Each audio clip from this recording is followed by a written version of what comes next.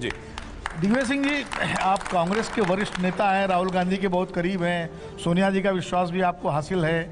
कांग्रेस नेतृत्व के अंदर जो जड़ता की स्थिति रहती है, फैसले नहीं होते, चुनाव होता है, पार्टी हार जाती है, उसके बाद फाइल बंद हो जाती है, फिर चुनाव से 6 महीने पहले फाइल खुलती है। अब उत्तर प्रदेश की फाइल बंद है, गुजरात की बंद है। तो ये जो स्थिति है, जैसे अभी रशीद भाई ने भी कहा, बहुत सारे फैसले अटके पड़े हुए हैं, राजस्थान का ये और मध्य प्रदेश का हाल आपसे बेहतर कौन जानता है। तो आखिर ये जड़ता दूर होगी कि नहीं होगी, ऐसे ही चलता रहेगा? और मुकाबला आप बीजेपी से कर रहे हैं, नरेंद्र मोदी के बीजेपी से, जो 24/7 पॉलिटिशियन है। हर पॉलिटिशियन अपना 24/7 रहता है। अब हर पार्टी का काम करने का तरीका अलग होता है।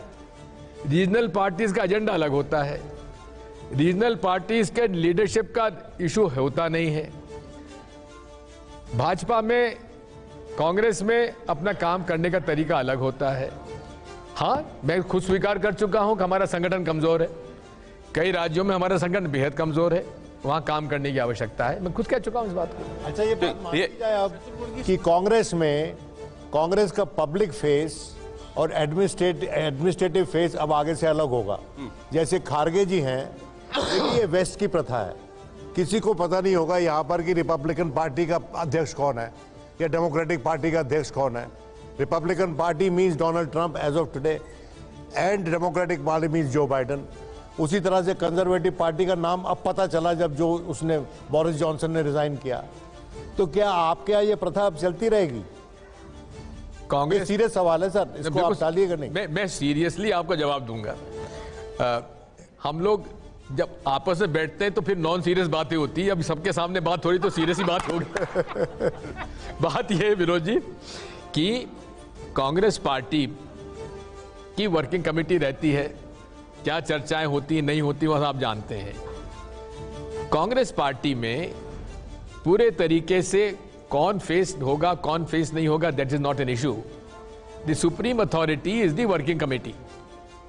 वर्किंग कमेटी के आधार पर निर्णय होते हैं और उस पर फैसले होते हैं। सर, आप बड़ी दो टूक बातों के लिए जाने जाते हैं जी। अब वो दो टूक बातों की तरफ आपको ले चलता हूं, जहां आपको या तो यस पे अपनी मर्जी जाहिर करनी है या नो बोलना है।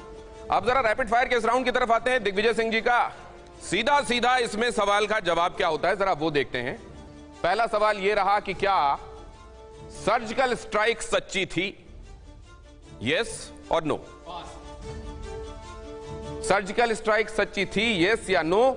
उन्होंने कहा पास। नेक्स्ट, चुनाव में ईवीएम से हेरा फेरी होती है, यस और नो?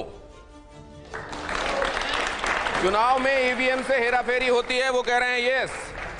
कांग्रेस सत्ता में आई तो धारा 370 वापस होगी, यस और नो?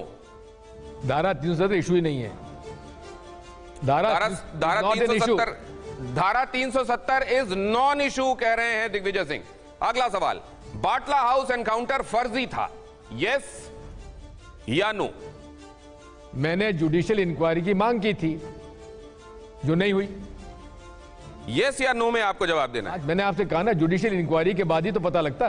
तो मतलब क्या इसमें छिपा हुआ यह मान लिया जाए कि आपको शक था, नहीं, आपको संदेह था, इसीलिए आपने जुडिशियल इंक्वायरी की मांग की थी? प्रभावित लोगों, ठीक है, इस पे बहस पर नहीं जाना है क्योंकि उनको यस और नो में जवाब देना था। उन्होंने कहा था मैंने जुडिशियल इंक्वायरी की बात की थी। अब जरा देखिए, बाटला हाउस एनकाउंटर के बारे में आपने देख लिया, उन्होंने कहा मैंने जुडिशियल इंक्वायरी की बात की थी। और यूपीए की सरकार में 2 पावर सेंटर्स थे, यस या नो?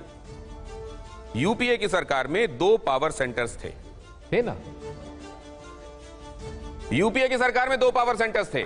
अब जरा अगला सवाल, हिंदू आतंकवाद की थ्योरी झूठी है, यस और नो? नो, क्योंकि हिंदू कभी आतंकवादी नहीं हो सकता। सुनिए, हिंदू कभी आतंकवादी नहीं हो सकता। आतंकवादी ना तो हिंदू हो सकता, ना मुसलमान हो सकता, ना सिख हो सकता, ना ईसाई हो सकता। केवल व्यक्ति होता है, कोई धर्म आतंकवाद को शरण नहीं देता है।